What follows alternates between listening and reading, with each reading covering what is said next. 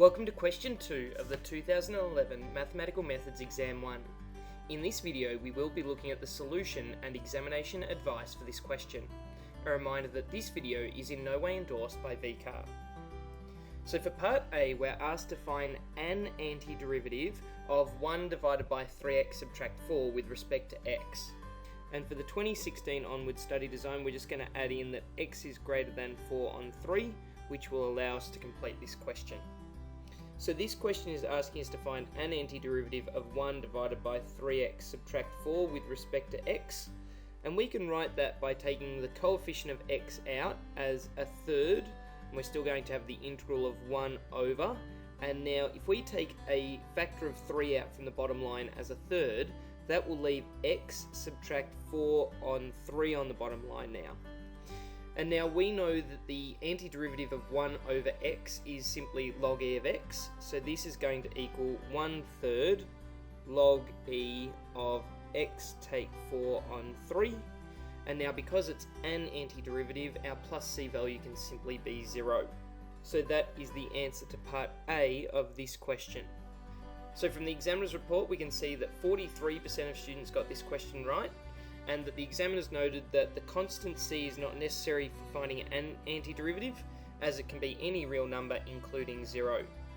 Common errors included missing the 1/3 that was multiplying the log e function, and in the previous study design, students needed to put the modulus function around the inside of the log.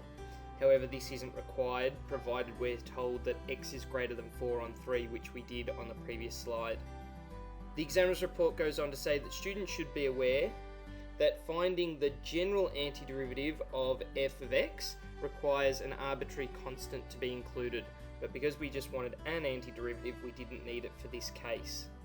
For part B, we're asked to solve the equation 4 to the power of x minus 15 times 2 to the power of x equals 16 for the variable x.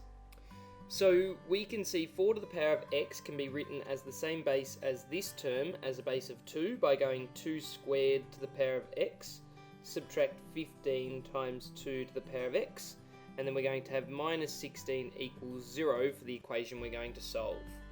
And now this is a hidden quadratic in nature, so we can reveal that better by letting the variable capital A equal 2 to the power of x. So therefore the equation we're going to solve is going to be a squared minus 15a minus 16, and that is still going to equal 0.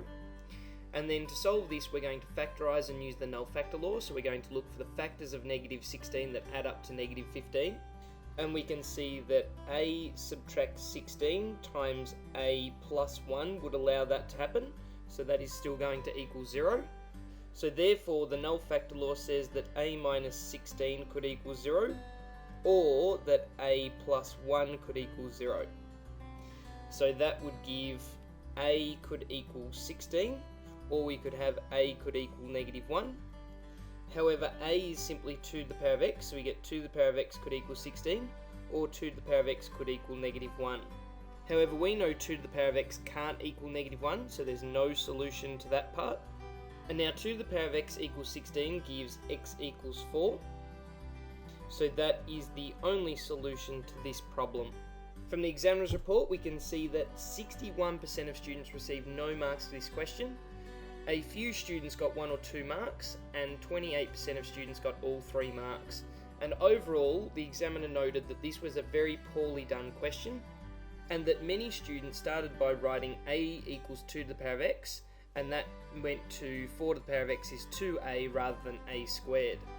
Several students resorted to guessing and checking that x equaled 4 did satisfy that equation, and attempts involving logarithms rarely helped students progress.